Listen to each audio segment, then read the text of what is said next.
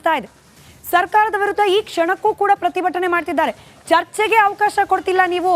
ಅಲ್ಲಿ ಕಳ್ಳತನ ಆಗಿರೋದು, ಭ್ರಷ್ಟಾಚಾರ ಆಗಿರೋದು, ಹಗರಣ ಆಗಿರೋದು ಪ್ರೂವ್ ಆದಂಗಾಯ್ತು. ಬಿಜೆಪಿಗರ ಮಾತಿದು.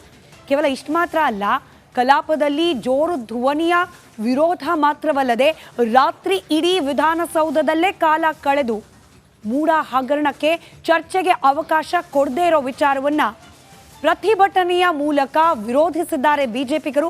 ಆ ಇಡೀ ಬಿಜೆಪಿಯ ಪ್ರತಿಭಟನೆಯ ಒಂದು ಝಲಕ್ ನಿಮ್ಮ ಮುಂದೆ.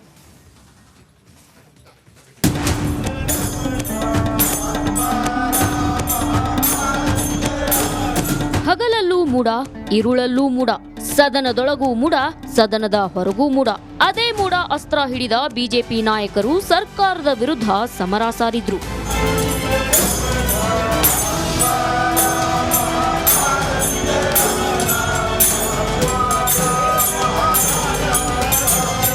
ಸರ್ಕಾರಕ್ಕೆ ಚುರುಕು ಮುಟ್ಟಿಸೋ ಹಠಕ್ಕೆ ಬಿದ್ದ ಬಿಜೆಪಿಗರು ವಿಧಾನಸಭಾ ಕಲಾಪದಲ್ಲಿ ಅಹೋರಾತ್ರಿ ಧರಣಿ ನಡೆಸಿದ್ರು. ರಾತ್ರಿ ಇಡೀ ಕಾಂಗ್ರೆಸ್ ವಿರುದ್ಧ ಭಜನೆ, ಚರ್ಚೆ ನಡೆಸಿದ್ರು.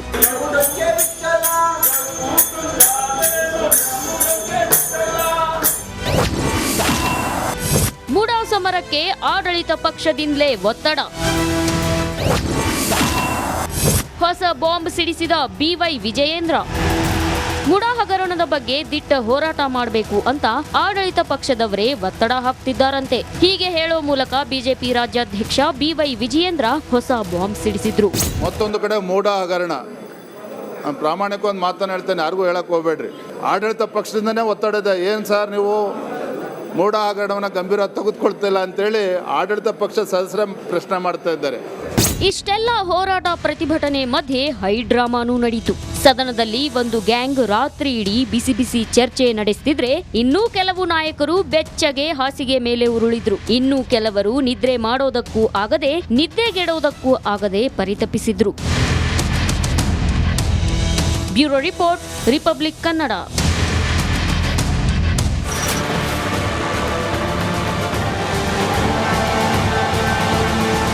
ಶುರು ಮಾಡಲಿ, ನಾವು ಕೂಡ ಪಟ್ಟಿ ಬಿಡುಗಡೆ ಮಾಡ್ಲಿಕ್ಕೆ ಶುರು ಮಾಡ್ತೀವಿ ಅಂತಿದ್ದಾರೆ ಡಿ.ಕೆ. ಸಾಹೇಬ್ರು. ಅಲ್ಲಿಗೆ ಬಿಜೆಪಿಯನ್ನ ಮೂಡ ವಿಚಾರದಲ್ಲಿ ಸಿಕ್ಕಾಕ್ಸುವ ಸಲುವಾದ ದಾಖಲಾತಿಗಳು ಕಾಂಗ್ರೆಸ್ ಬಳಿಯಲ್ಲೂ ಇದೆ ಅಂತಾಯ್ತು.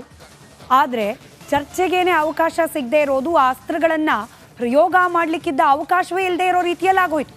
ಅದಕ್ಕೇನೆ ಇದೀಗ ಕಾಂಗ್ರೆಸ್ ಪಾಳ್ಯದ ಒಳಗೆ ಒಂದಷ್ಟು ಆಂತರಿಕ ಅಸಮಾಧಾನ. ಇದಕ್ಕೆ ಸಂಬಂಧಪಟ್ಟ ಒಂದಷ್ಟು ಅಂಶಗಳನ್ನು ಗಮನಿಸ್ತಾ ಹೋಗೋಣ. ಸಿದ್ದು ಸರ್ಕಾರದ ನಡೆಗೆ ಕಾಂಗ್ರೆಸ್ನಲ್ಲೇನೆ ಅಪಸ್ವರ. ಮೂಡ ವಿಚಾರ ಚರ್ಚೆಗೆ ಚಾನ್ಸ್ ಕೊಟ್ಟಿದ್ರೆ ಕಾಂಗ್ರೆಸ್ಗೆ ಲಾಭ ಆಗ್ತಿತ್ತು ಅಂತ ಹೇಳಿ ಕಾಂಗ್ರೆಸ್ನವರೇ ಮಾತನಾಡ್ತಿದ್ದಾರೆ. ಚರ್ಚೆಗೆ ಅವಕಾಶ ಕೊಡಬೇಕಾಗಿತ್ತು. ನಮ್ಮ ಹತ್ರ ಡಾಕ್ಯುಮೆಂಟ್ ಇತ್ತು. ಬಿಜೆಪಿ ಅವ್ರ ಕಾಲದಲ್ಲಿ ಕೊಟ್ಟಿರೋ ಸೈಟು ಇದೇ ಸಾಕು ಅವ್ರನ್ನ ಕಟ್ಟಾಕ್ಲಿಕ್ಕೆ. ಬಿಜೆಪಿ ಅವರೂ ಕೂಡ ಸೈಟ್ ತಗೊಂಡಿದ್ದಾರೆ ಅನ್ನೋದಕ್ಕೆ ನಮ್ಮ ಹತ್ರ ಡಾಕ್ಯುಮೆಂಟ್ಸ್ ಇದೆ. ಇದನ್ನ ಚರ್ಚೆಯಲ್ಲಿ ಮುಂದಿಟ್ಟಿದ್ರೆ ರಾಜ್ಯದ ಜನರ ಮುಂದೆ ವಿರೋಧ ಪಕ್ಷವನ್ನ ಸದನದ ಹಾಲ್ನಲ್ಲೇನೆ ಕಟ್ಟಾಕ್ಲಿಕ್ಕೆ ಒಳ್ಳೆ ಚಾನ್ಸ್ ಇತ್ತು, ಲಾಭ ಇತ್ತು. ಆದರೆ ಅವಕಾಶ ಕೊಡಲಿಲ್ಲ.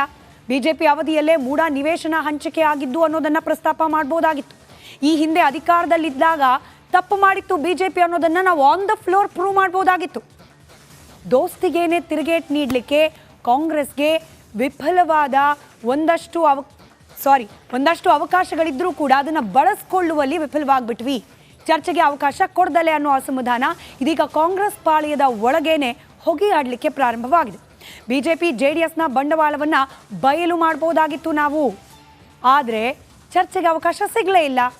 ಸೈಟ್ ಪಡೆದ ಪ್ರತಿಪಕ್ಷದವರ ಮಾಹಿತಿಯನ್ನ ಪ್ರಸ್ತಾಪ ಮಾಡಬಹುದಾಗಿತ್ತು. ಮೂಡಾದಿಂದಲೇ ಸೈಟನ್ನು ಪಡೆದ ಫಲಾನುಭವಿಗಳು ದೋಸ್ತಿ ಪಾಳ್ಯದಲ್ಲಿ ಎಷ್ಟು ಜನ ಇದ್ದಾರೆ, ಯಾರ್ಯಾರ ಹೆಂಡತಿ, ಯಾರ್ಯಾರ ತಮ್ಮ, ಯಾರ್ಯಾರ ಬೇನಾಮಿ ಹೆಸರಲ್ಲಿ ಮೂಡಾದಲ್ಲಿ ಸೈಟ್ ಹಂಚಿಕೆ ಆಗಿದೆ, ಅದೆಲ್ಲವನ್ನ ಕೂಡ ಕ್ಲಿಯರ್ ಕಟ್ ಆಗಿ ಪ್ರಸ್ತಾಪ ಮಾಡಬಹುದಾಗಿತ್ತು. ಮೂಡ ಚರ್ಚೆಗೆ ಅವಕಾಶ ನೀಡಿದಿದ್ರೆ ಬಿಜೆಪಿಗೆ ತಿರುಗುಬಾಣ ಆಗ್ತಾ ಇತ್ತು. ಬಿಜೆಪಿ ವಿರುದ್ಧವೇ ಮುಗಿಬೀಳುವ ಅವಕಾಶ ಕಾಂಗ್ರೆಸ್ಗೆ ಇತ್ತು. ಆದರೂ ಕೂಡ ಚರ್ಚೆಗೆ ಅವಕಾಶ ಸಿಗಲಿಲ್ಲ. ಹೀಗಾಗಿ ಕೈಯಲ್ಲಿದ್ದ ಅವಕಾಶವನ್ನ ಕೈ ಚೆಲ್ಲಿ ಇದೀಗ ಪಾದಯಾತ್ರೆಗೆ ಅವಕಾಶ, ಅಹೋರಾತ್ರಿ ಧರಣಿ ಸತ್ಯಾಗ್ರಹಕ್ಕೆ ಅವಕಾಶ, ಇದೆಲ್ಲವನ್ನ ಕೂಡ ನಾವಾಗೆ ಬಿಜೆಪಿ ಅವರ ತಟ್ಟೆಗೆ ಇದೊಂದು ಲಡ್ಡು ಅದೊಂದು ಲಡ್ಡು ಅನ್ನೋ ರೀತಿಯಲ್ಲಿ ಕೊಟ್ಟು ಬಿಟ್ವಾ ಅನ್ನೋ ರೀತಿಯ ಚರ್ಚೆ ಕಾಂಗ್ರೆಸ್ ಪಾಳ್ಯದಲ್ಲಿ ಇದೀಗ ಶುರುವಾಗಿದೆ. ನಮಸ್ಕಾರ, ನೀವು ನೋಡ್ತಾ ಇದ್ದೀರಾ ಪಕ್ಕಾ ಪಾಲಿಟಿಕ್ಸ್. ನಾನು ಸ್ಮಿತಾ ರಂಗನಾಥ್. ಎಂದಿನಂತೆ ಇವತ್ತು ಕೂಡ ಮುಂದಿನ ಅರ್ಧ ಗಂಟೆಗಳ ಕಾಲ ರಾಜಕೀಯ ವಿದ್ಯಮಾನಗಳ ಪೈಕಿ ಅತ್ಯಂತ ಸೆನ್ಸೇಷನಲ್ ಅನಿಸುವಂತಹ ಸುದ್ದಿಗಳನ್ನು ನಿಮ್ಮ ಮುಂದೆ ತೆರೆದಿಡ್ತೇವೆ. ಹಾಗಾದ್ರೆ ಶುರು ಮಾಡೋಣ ಇವತ್ತಿನ ಪಕ್ಕಾ ಪಾಲಿಟಿಕ್ಸ್ ಅನ್ನ, ಇವತ್ತಿನ ರಾಜಕೀಯ ವಿದ್ಯಮಾನದ ಅತಿ ದೊಡ್ಡ ಸುದ್ದಿಯ ಮೂಲಕ.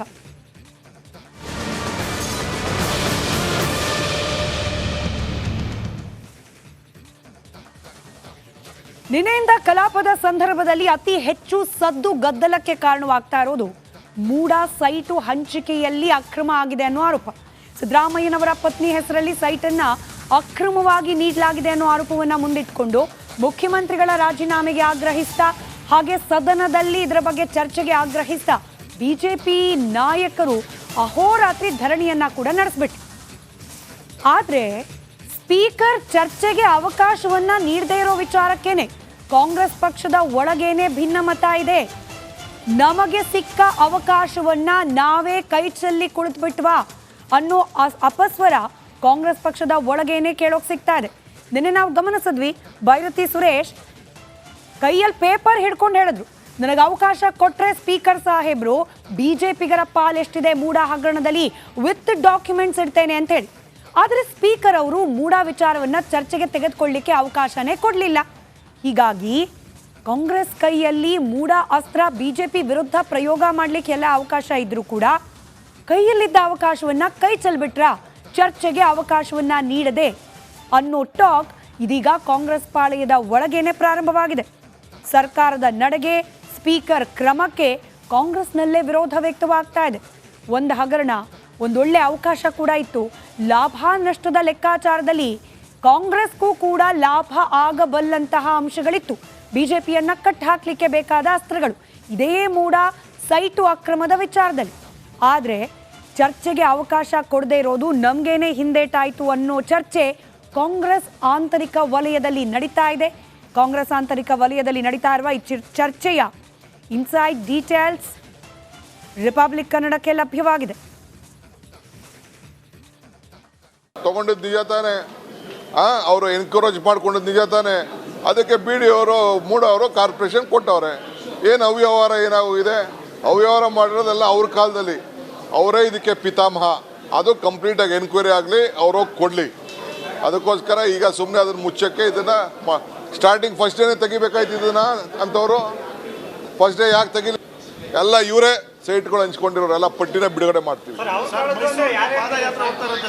ಪಟ್ಟಿಗೆ ಎಲ್ಲ ಇಲ್ಲ, ಈಗ ನೆಕ್ಸ್ಟು ಬಿಡ್ತೀವಿ. ಅವ್ರದ್ದು ಶುರು ಮಾಡಲಿ, ಅವ್ರದ್ದು ಏನೇನು ಮಾಡ್ತಾರೆ ಎಲ್ಲ ಕಂಪ್ಲೀಟ್ ಡೆಲ್ಲಿ ಗಂಟ ಮಾಡಲಿ, ಡೆಲ್ಲಿ ಗಂಟ ಮಾಡಲಿ. ಯಾರು ಬೇಡ ಅಂತ ಹೇಳ್ತಾರೆ? ಅದಕ್ಕೆ ಮಾಡೋಕೆ ಆಮೇಲೆ ಪಟ್ಟಿ ಬಿಡುಗಡೆ ಮಾಡ್ತಾರೆ. ತೊಗೊಂಡಿದ್ದು ನಿಜ ತಾನೆ, ಅವರು ಎನ್ಕರೇಜ್ ಮಾಡ್ಕೊಂಡಿದ್ದು ನಿಜ ತಾನೆ. ಅವಕಾಶ ಬಿಜೆಪಿಯವರಿಗೆ ಹೇಗೆ ಸಿಕ್ತೋ ಅದನ್ನ ಹಾಗೇನೆ ಉಪಯೋಗಿಸ್ಕೊಳ್ಳೋ ಪ್ರಯತ್ನವನ್ನ ನಿನ್ನೆಯಿಂದ ಕೂಡ ಮಾಡ್ತಿದ್ದಾರೆ.